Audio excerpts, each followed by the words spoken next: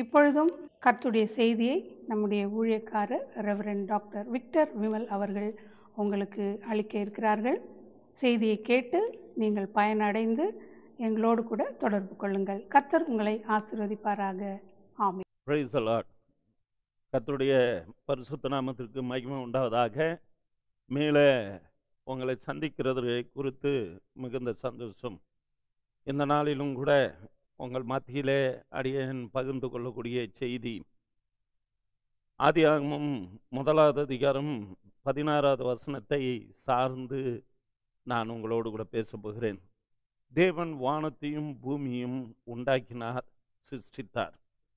அதில் 16 வசனம், தேவன் பகலையால பெரிய சுடரும் இரவிலால சிறிய சுடரும் ஆகிய 2 மகத்தான சுடர்களையும் நட்சத்திரங்களையும் உண்டாக்கினார் என்று சொல்லி, இவைகளில் குறிப்பிடப்படுகின்ற மிக முக்கியமான ஒரு வரி என்னை ஈர்ப்புக்குள்ளாக்கினது.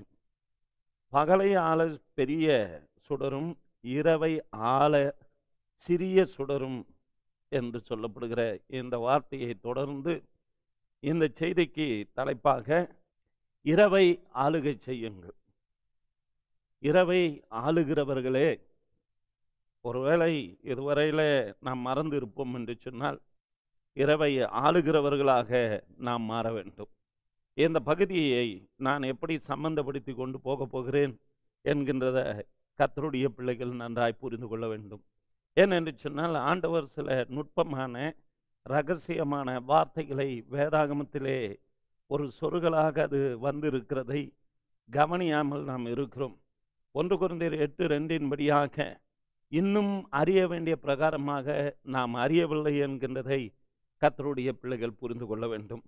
ஆனால் ஆதியாகமம் 1:28 வாசிக்கும் பொழுது அங்கு கர்த்தர் சொல்லுகிற ஒரு காரியம், நீங்கள் பலுகி பெருகி பூமியை நிரப்பி அதை கீழ்ப்படுத்தி சமுத்திரத்தின் மச்சங்களையும் ஆகாயத்து பறவைகளையும் பூமியின் மேல் நடமாடுகிற சகல ஜீவ ஜந்துகளையும் ஆண்டு கொள்ளுங்கள் என்று சொல்லி தேவன் அவர்களை ஆசீர்வதித்தார் என்று சொல்லி பார்க்கிறோம். இவைகளை ஆளுகை புரிகிறதற்காக ஆண்டவர் நமக்கு சில அதிகாரத்தை கொடுத்து நம்மை ஆசீர்வதித்தும் இருக்கிறார்.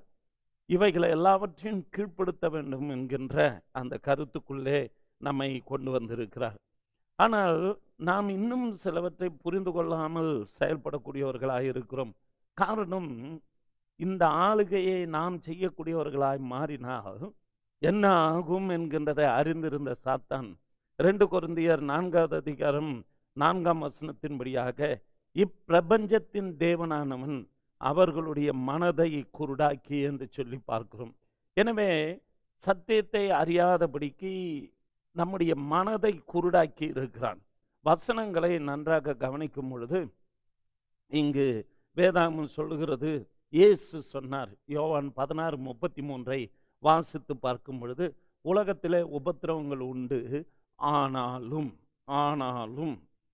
திடன் கொள்ளுங்கள், நான் உலகத்தை ஜெயித்தேன். இந்த ஆனாலும் என்கின்ற அந்த கருத்துக்களை கர்த்தருடைய பிள்ளைகள் புரிந்து கொள்ள வேண்டும். உலகத்தில் உபத்திரம் இருக்கிறது என்று சொல்லுகிறத மாத்திரம் பேசி உலகத்தில் உபத்திரம் உண்டு என்று சொல்லி வாழ்க்கையை நடத்தாதபடிக்கு, ஆனாலும் அப்படி என்கின்ற அடுத்த படியாக நமக்கு ஒரு வாய்ப்பை கொடுத்திருக்கிறதை நாம் பார்க்க வேண்டும். சில வேளைகளில் கர்த்தர் நமக்காக வைத்திருக்கக்கூடிய மகிமை அது என்ன என்கின்றதை கர்த்தருடைய பிள்ளைகள் புரிந்து கொள்ள வேண்டும். 1 கொரிந்தியர் 2 அதிகாரம் 7 வசனத்தை வாசித்து பார்க்கும்போது, உலக தோற்றத்துக்கு முன்பாகவே தேவன் நம்முடைய மகிமைக்காக ஏற்படுத்தினதும் மறைக்கப்பட்டதுமாக இருக்கிற ரகசியத்தை குறித்து தான் நாங்கள் பேசுகிறோம் என்று பவுல் அப்போஸ்தலன் கொரிந்து பட்டணத்துக்கு எழுதுகிறார். அப்படியானால் மறைக்கப்பட்ட ரகசியம் என்ன? இங்கு சொல்லப்பட்ட ரகசியம் என்னவென்று சொன்னால், இருளை ஆள சந்திரனை வைத்தது அப்கோர்ஸ் கரெக்ட் தான், இல்லை என்று சொல்ல முடியாது. இந்த சந்திரன் ஒரு இருள் நிறைந்த கோலம். ஆனால் அதில் வெளிச்சம் சூரியனிலிருந்து பெறப்பட்டு அந்த இருளை ஆளுகை செய்கிறதற்காக சந்திரனை படைத்தது உண்மைதான். அந்த சந்திரனை நாம் எதற்கு பயன்படுத்தி கொள்ள வேண்டும், நமக்கு எப்படி ஒப்பிடப்படுகின்றது என்கின்றதை தான் கர்த்தருடைய பிள்ளைகள் நீங்கள் தெளிவாக அறிந்து கொள்ள வேண்டும். ஏனென்றால் கடைசி காலத்தில் நாம் இருக்கிறோம். இந்த இருளை நாம் இந்த சந்திரனை போல விளக்குகிறதற்கு பழகி கொள்ள வேண்டும், அல்லது அதை ஆளுகை புரிகிறதற்கு நாம் பழகி கொள்ள வேண்டும். இந்த சந்திரனும் நட்சத்திரமும் யாரை குறிப்பிடுகிறது, எப்படி குறிப்பிடப்படுகின்றது என்கின்ற ரகசியத்தை பின்னாக நான் சொல்ல போகிறேன்.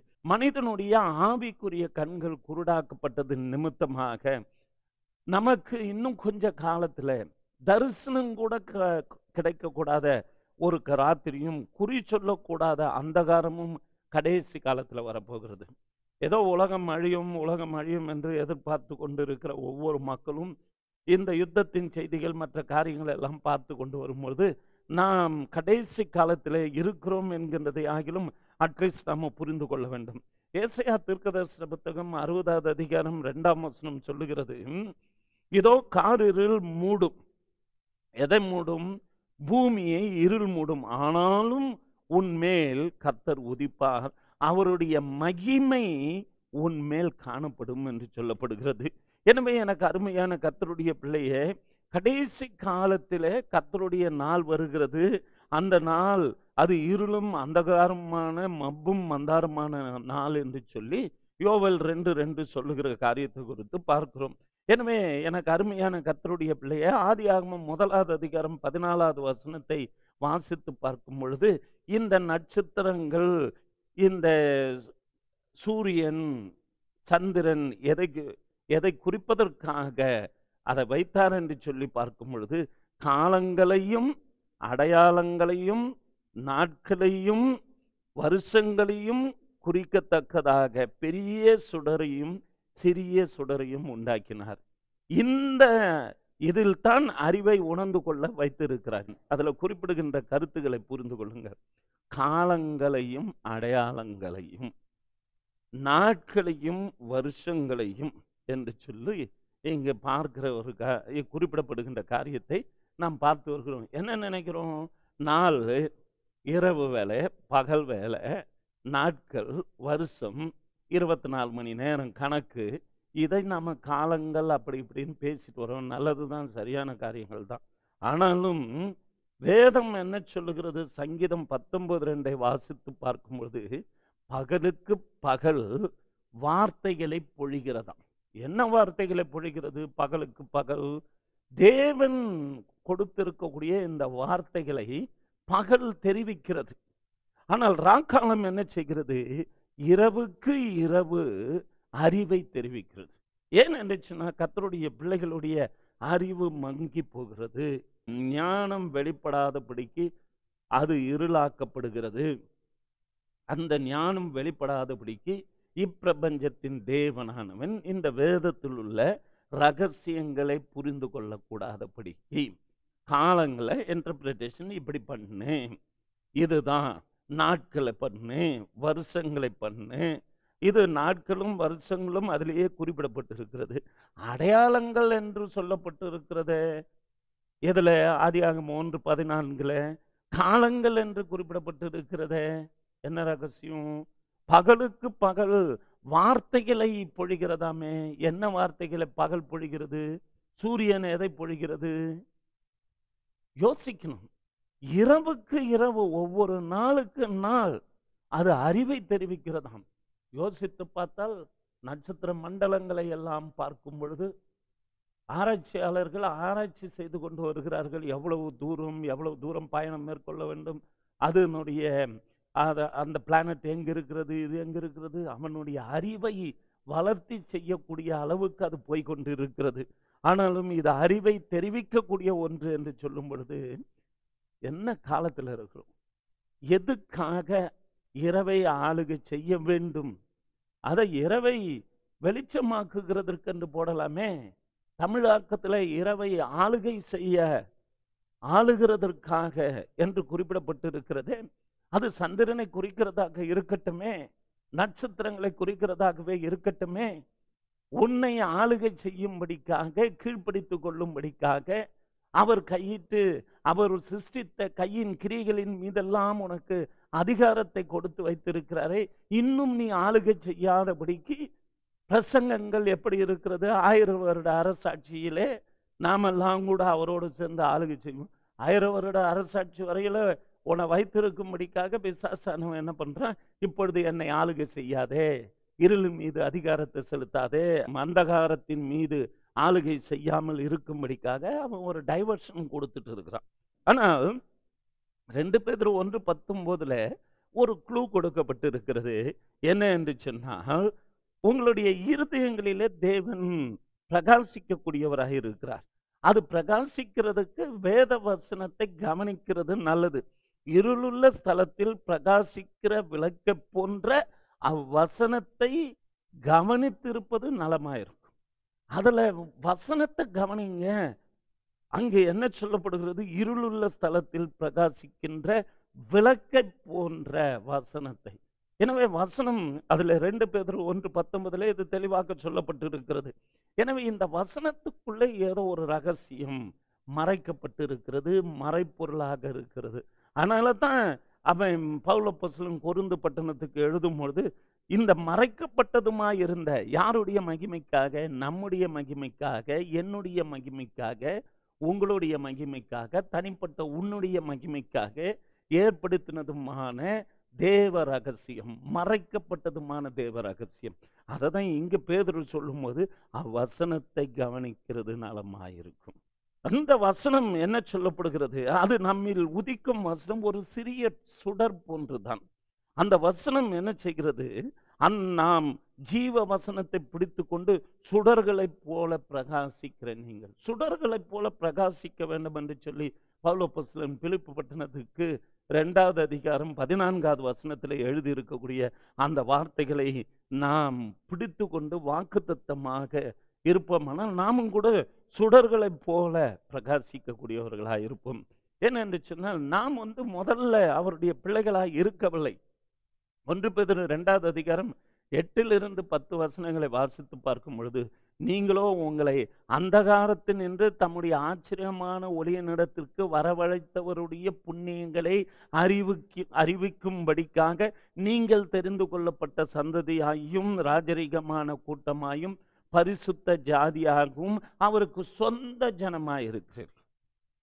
இவ்வளவு ஒரு காரியத்தை நமக்கு கொடுத்து ஆச்சரியமான ஒளியினிடத்திற்கு வரவழைத்தவருடைய புண்ணியங்களை இதை தெரிவிக்கும்படிக்காக உன்னை தேவன் தெரிந்தெடுத்திருக்கிறார் என்று சொல்லும் பொழுது, உங்களை இருளில் இருந்து வெளிச்சத்தை பிரகாசிக்க சொன்ன தேவன் இயேசு கிறிஸ்துவின் முகத்தில் உள்ள தமது மகிமையின் அறிவாகிய ஒளி உங்களுடைய இருதயங்களில் தோன்ற பண்ணும் பொருட்டாக 2 கொரிந்தியர் 4வது அதிகாரம் 6ஆம் வசனம்.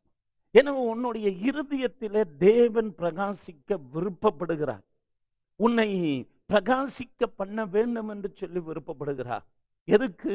இருளை விரட்டும்படிக்காக, அல்லது அந்த அந்தகாரத்தை ஆளுகை செய்யும் பொருட்டாக, அந்த இருளை விரட்டும்படிக்காக, அந்த பொல்லாத பிசாசானவனை விரட்டி அடிக்கும்படிக்காக.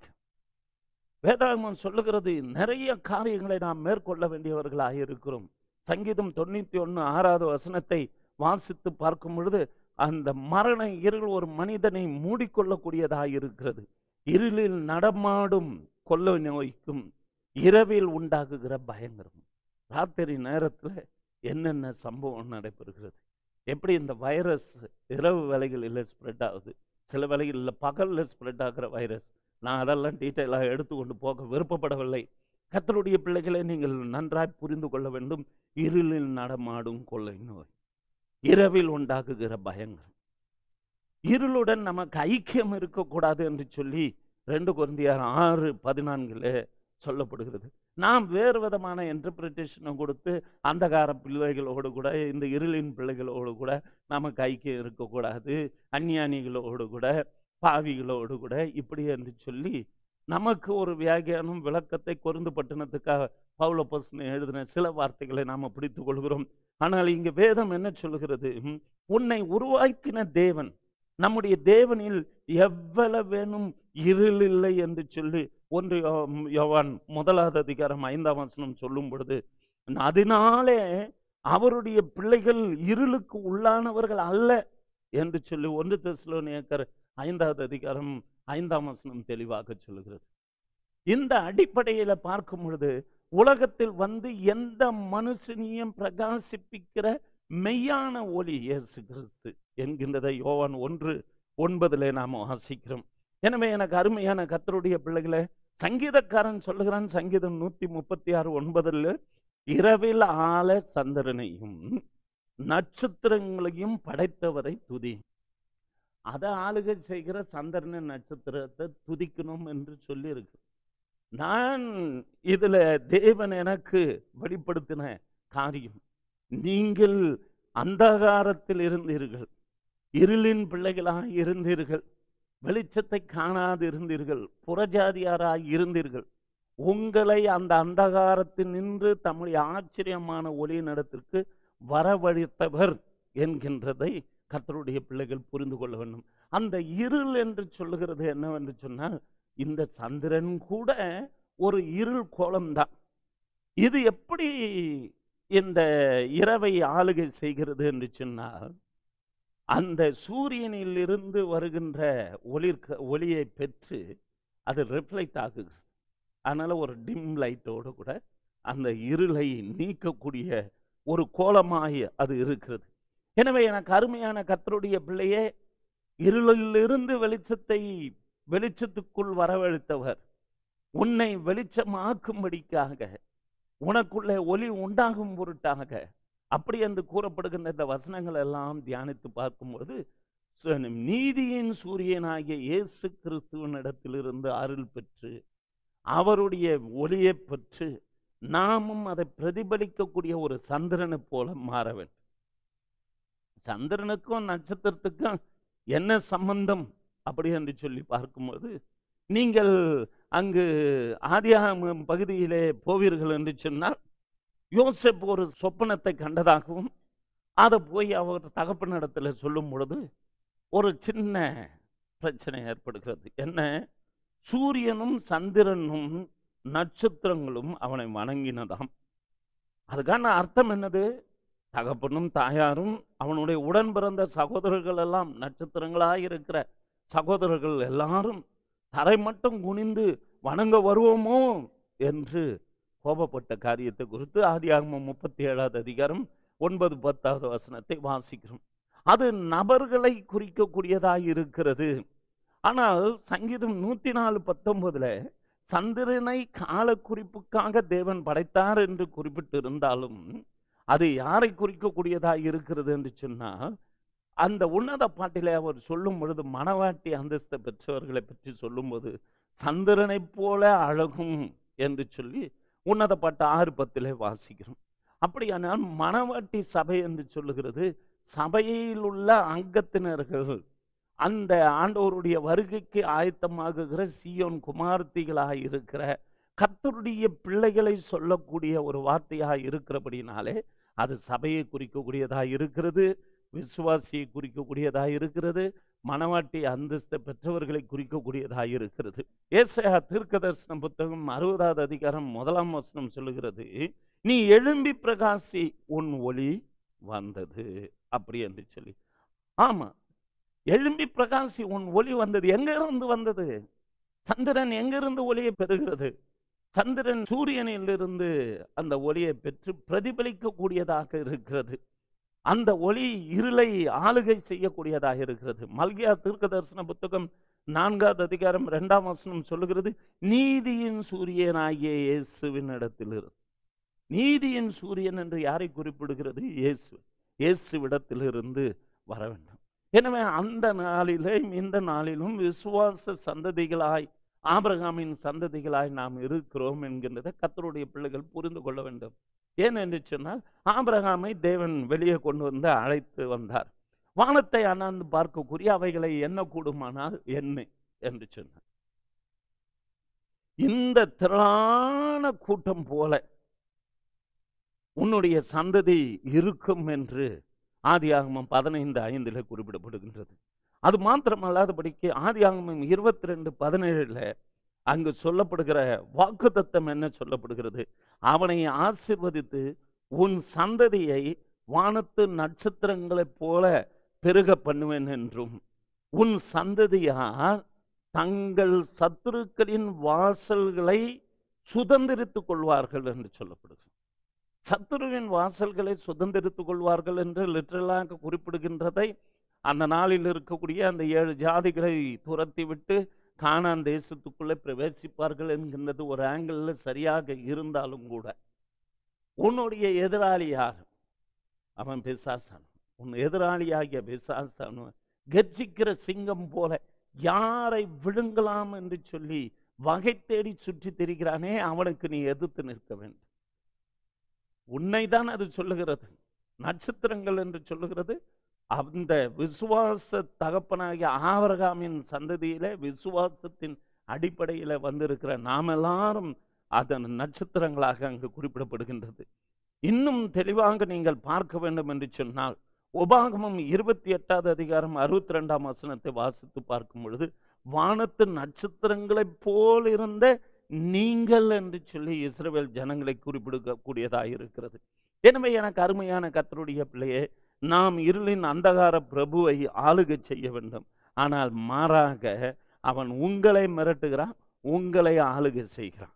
என்னென்ன எப்பொழுதும் நம்ம பயமுறுத்தி கொண்டு இன்னும் விசுவாசத்தில் வளர்கிற பிள்ளைகளுக்கு உலகத்தில் உபத்திரவம் உண்டு, உலகத்தில் உபத்திரவம் உண்டு என்று சொல்லி கொண்டு தான் அவன் இருக்கிறான ஒழிய, ஆனாலும் என்று சொல்லுகிற அந்த வார்த்தையை அவர் நாம் புரிந்து கொள்ளாதபடிக்கு நம்முடைய கண்களை அவன் மூடிவிட்டு இருக்கிறான், குருடாக்கி விட்டு இருக்கிறான். இந்த வேதத்தில் உள்ள ரகசியங்களை புரிந்து கொள்ளாதபடிக்கு நம்முடைய கண்களை இருளாக்கி இருக்கிறான். எனவே ஆள பிறந்தவர்களே, உங்களுடைய மேன்மையை நீங்கள் இழக்க வேண்டாம். வேதம் சொல்லுகிறதை நன்றாய் புரிந்து கொள்ள வேண்டும். சிறிய சுடராகிய உன்னை எதற்காக தெரிந்தெடுத்தார்? ஏன் தெரிந்து கொண்டார்? தெரிந்து கொள்ளப்பட்ட சந்ததியே என்று ஏன் சொன்னார்? ஆம், ராஜரிகமான ஆசாரிய கூட்டம் என்று அழைத்திருக்கிறாரே, எதற்காக அழைத்தார்? எதற்காக பிடிப்பட்டு இருக்கிறார்? ஏன் தெரிந்து கொண்டார்? எந்த கேள்விகள் உங்கள் மனதிலே எழுப்பப்பட வேண்டும். உலகத்தில் உபத்திரவம் உண்டு, ஆனாலும் அந்த வார்த்தைகள் எல்லாவற்றையும் நினைவு கூர்ந்து பார்க்க வேண்டும்.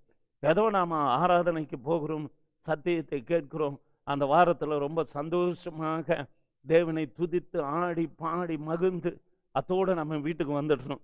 இதுதான் நம்ம என்ன பண்ணுறோன்னா, பிசாசன் உங்களுக்கு எந்த விதத்தில் சந்தோஷம் உண்டாகணும், எதை எதிர்பார்க்குறியோ அந்த சந்தோஷத்தை அந்த நேரத்துக்கு கொடுத்து உங்களை ப்ரைசிங் அண்ட் வர்ஷிப் என்று சொல்லி நல்லாவே ரொம்ப சந்தோஷப்படுத்தி மகிழ்ச்சிக்குள்ளாக்குகிறோம்.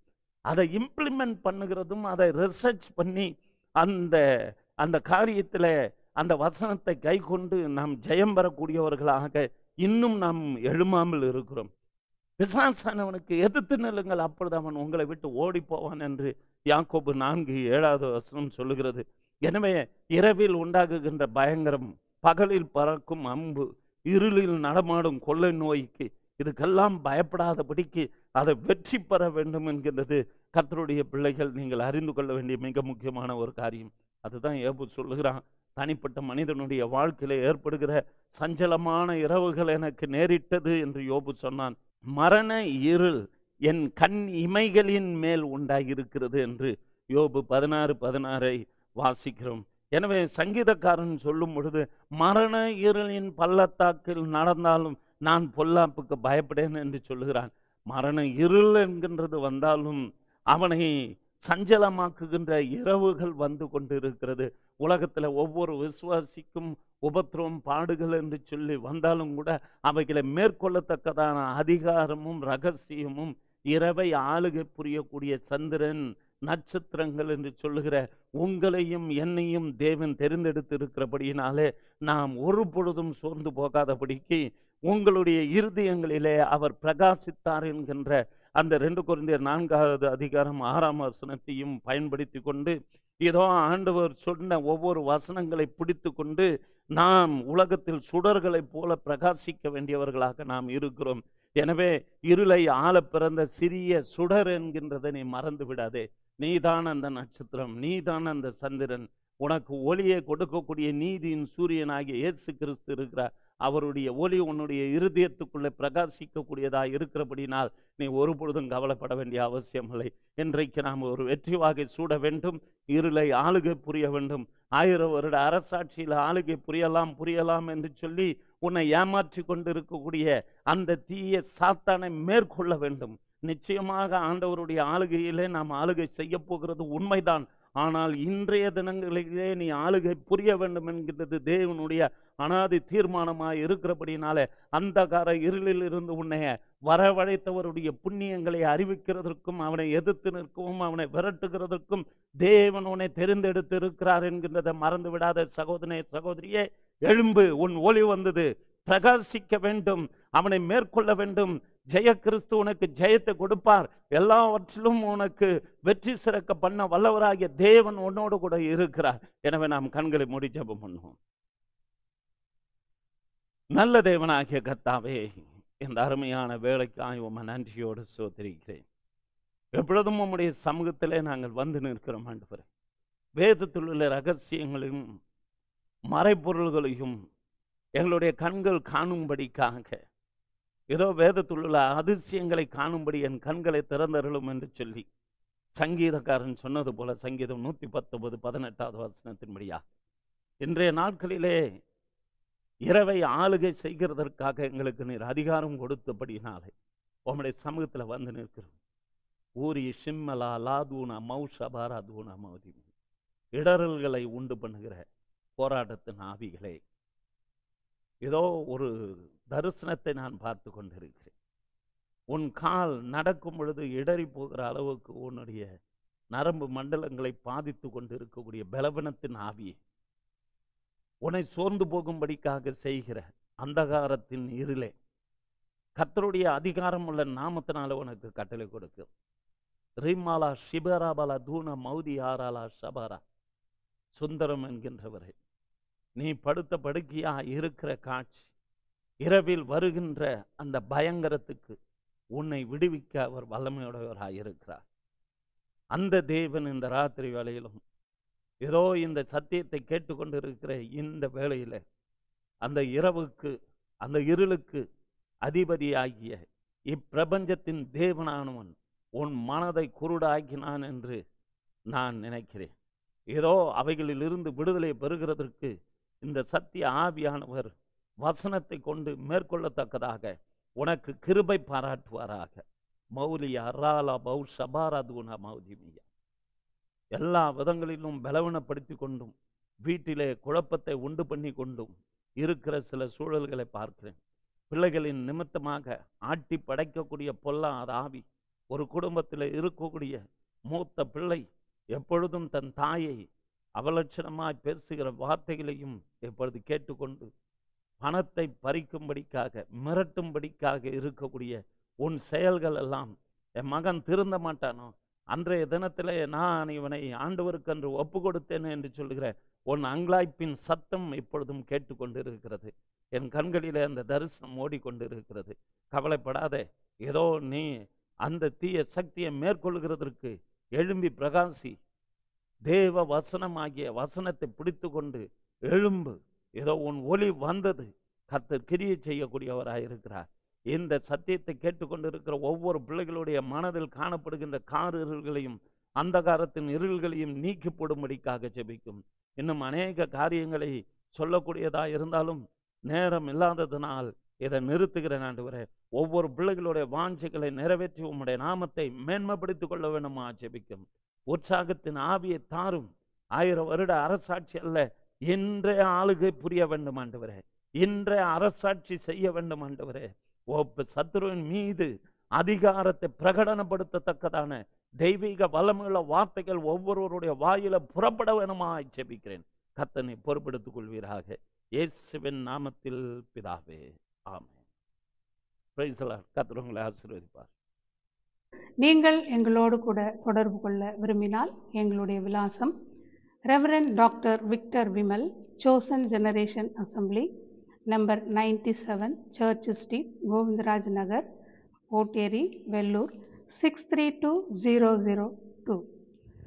எங்களுடைய தொலைபேசி எண்கள் 0416 226 119 அல்லது 0416 226 3270. ஊழியரிடம் நீங்கள் நேரடியாக தொடர்பு கொள்ள தொலைபேசி எண்கள் 9443 46119. கர்த்தர் தாமே உங்களை ஆசீர்வதித்து உங்களை வழிநடத்துவாராக. ஆமீன்.